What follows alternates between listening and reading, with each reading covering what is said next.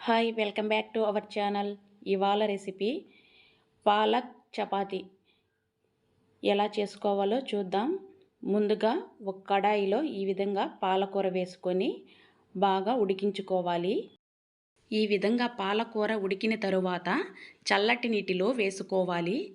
ఇలా వేసుకోవటం వల్ల మన పాలకూర మంచి గ్రీన్ కలర్ వస్తుంది. పాలకూర ఈ విధంగా చల్లనీటిలో వేసుకోవటం వల్ల పేస్ట్ మంచి గ్రీన్ కలర్ వస్తుంది. దానివల్ల చపాతీ కూడా గ్రీన్ కలర్ వస్తుంది. ఇప్పుడు ఈ విధంగా మిక్సీ జార్లో పాలకూర వేసుకొని మిక్సీ పట్టుకుందాం. చూశారు కదా మన పాలకూర పేస్ట్ ఎంత స్మూత్గా వచ్చిందో. ఇప్పుడు అది కాసేపు పక్కనుంచుకొని వేరొక పాత్రలో 2 కప్పుల మైదా పిండి తీసుకోవాలి.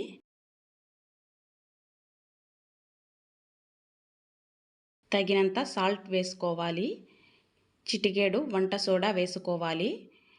1/2 టేబుల్ స్పూన్ ఆయిల్ వేసుకొని పిండి మిశ్రమాన్ని బాగా కలుపుకోవాలి. మనం ముందుగా ప్రిపేర్ చేసుకున్న పాలకూర పేస్ట్ని కొద్ది కొద్దిగా యాడ్ చేసుకుంటూ పిండి మొత్తం బాగా కలుపుకోవాలి. మనం పాలకూర పేస్ట్ మొత్తం ఒకేసారి వేసుకున్నామంటే పిండి బాగా లూజ్ అయిపోతుంది. ఈ విధంగా చపాతీ పిండి గట్టిగా కలుపుకోవాలి. ఈ విధంగా కలిపిన తరువాత ఒక 10 నిమిషాలు పక్కనుంచుకొని ఇప్పుడు కొద్ది కొద్దిగా పిండి తీసుకుని ఈ విధంగా పొడి పిండి చల్లుకుంటూ చపాతీని ఎక్కువ పలచగా కాకుండా మందంగా కాకుండా మీడియంగా ఒత్తుకోవాలి. మనకి చపాతీ రౌండ్గా రాకపోయినా పర్వాలేదు. ఒక బాక్స్ మూత తీసుకుని కట్ చేసుకుంటే మనకి రౌండ్ షేప్ వస్తుంది.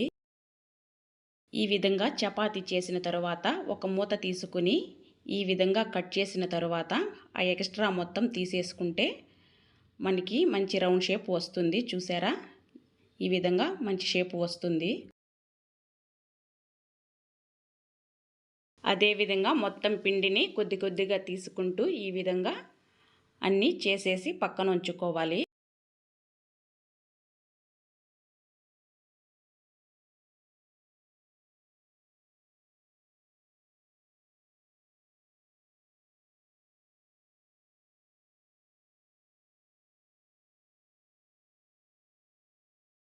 పాలక్ చపాతీ మనం గోధుమ పిండితో కూడా చేసుకోవచ్చు. అది మీ ఆప్షనల్, ఏది అవైలబుల్లో ఉంటే అది తీసుకోండి. పాలక్ చపాతీ చాలా మెత్తగా స్మూత్గా వస్తుంది.